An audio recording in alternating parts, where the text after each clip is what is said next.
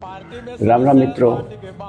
आज सच बोलने वालों की लगातार कमी महसूस की जा रही है, सिर्फ राजनीति में ही नहीं बल्कि पूरे समाज में। समाज की पूरी संरचना जो हमारी झूठ पे आधारित हो गई है। झूठे जो है आगे आ गए हैं और सच बोलने वाले पीछे चले गए हैं।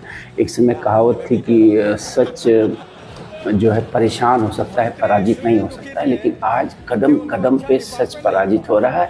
यही सत्य है और संभवतः यही देख के सुप्रीम कोर्ट ने अपने एक निर्णय में ये कहा था कि ऐसा प्रतीत होता है कि आने वाले दिनों में सत्य बोलने वालों को चिड़ियाघरों की तरह चिड़ियाघरों में संरक्षित करना पड़ेगा। आप उसको चिड़ियाघर ना कह के कुछ और नाम दे सकते हैं, लेकिन सुप्रीम कोर्ट का ये क्लियर कट टिप्पणी थी कि ऐसा प्रतीत होता है। संभवतः उस मुकदमे में कुछ ऐसा दिखा होगा जजेस को कि इस पूरे ये जो विवेचना है इसमें कहीं कुछ सच नहीं बोला गया है, तब जाकर उसे टिप्पणी करनी पड़ी होगी कि लगता है कि आने वाले समय में सच बोलने वालों को चिड़ियाघरों में रखा जाएगा और लोग जो है पैसे देकर टिकट खरीद कर देखने जाएंगे कि माय गुडनेस ये आदमी है जो सच बोलता है। ऐसा दिन आने ही वाला है, संभवतः आधा अधूरा आ चुका है। मित्रों, अंबानी फैमिली ने एक बड़ा ही अच्छा प्रोजेक्ट लॉन्च किया है जो कि गुजरात में कहीं है, जामनगर में आई होप, जो 1000 एकड़ में फैला है जानवरों को रेस्क्यू करने का। तो मैं अंबानी एंड फैमिली को धन्यवाद दूंगा और ये कहूँगा कि भाई कुछ और ऐसे सेंटर्स आप बनाइए जहाँ सच बोलने वालों को आज नहीं तो कल रखना ही पड़ेगा, तो उनके लिए भी आप तैयारी करिए। तो मित्रों, कुल मेरा कहने का तात्पर्य था कि मैं अपनी पिछली कई वीडियो में मैं कह चुका हूँ कि भारत की राजनीति में जो नोन चेहरे हैं, उन नोन चेहरों में मुझे कुछ चेहरे ऐसे दिखते हैं जो सच बोलते हुए प्रतीत होते हैं। जिसमें मैंने राहुल गांधी का नाम लिया था कि राहुल गांधी एक ऐसे व्यक्ति हैं, भले ही वो एक अच्छे नेता के गुण उनमें ना हो, देश को संभाल पाने की क्षमता ना हो, लेकिन सच बोलने की क्षमता है राहुल गांधी में। और समय समय पे उनकी बातों से, उनके वक्तव्यों से ये लगता है कि ये व्यक्ति सच के करीब है और सच बोलने को एंजॉय करता है। ठीक ऐसे ही भाजपा के एक नेता हैं नितिन गडकरी साहब। नितिन गडकरी भी गाहे बगाहे सच बोल जाते हैं।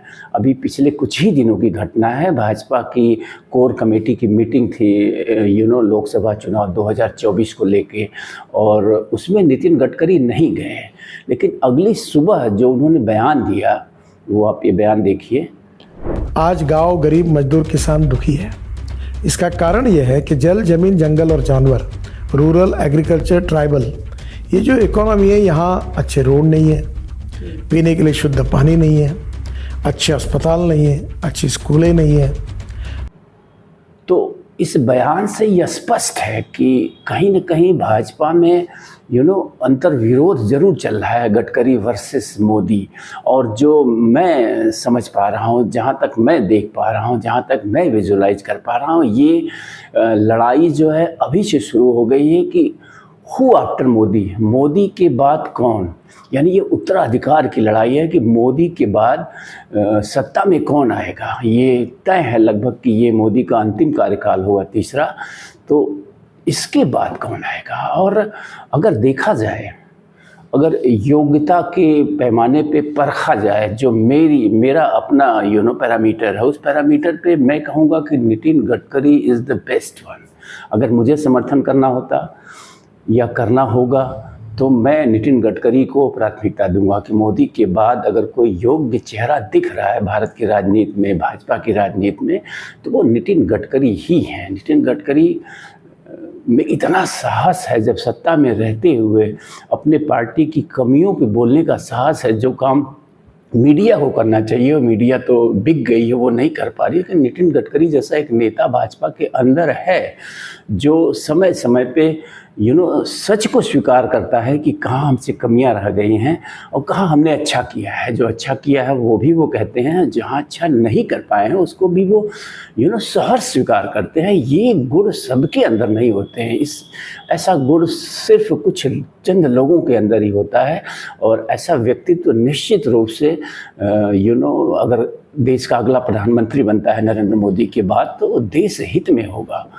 तो मित्रों, अंतर्विरोध चल रहा है, ये संघर्ष भाजपा में भी चल रहा है। ये सत्ता का संघर्ष है कि मोदी के बाद किसके हाथ में जाएगी भाजपा की बागडोर, क्योंकि यह तय है कि आने वाले कुछ दशकों तक जो भारतीय राजनीतिक परिदृश्य है, विपक्ष जिस ढंग का देश में है, जिस ढंग की कांग्रेस होती जा रही है, जिस ढंग के क्षेत्रीय दल हैं, उनको देख के कतई ऐसा नहीं लगता है कि आने वाले कई दशकों तक कोई एक मजबूर प्रतिद्वंदी मिल पाएगा जो राष्ट्रीय स्तर पर भाजपा को चैलेंज कर पाएगा। तो आने वाले 1-2 दशक तक मुझे भाजपा ही सरकार में दिख रही है, चाहे उसका नेतृत्व किसके भी हाथ में हो। तो ऐसे में सत्ता संघर्ष छिड़ चुका है, यही हकीकत है। और Nitin Gadkari is the best one according to me, उनसे बेहतर कोई दूसरा नहीं है। लेकिन निश्चित रूप से ये संघर्ष चल रहा अभी से।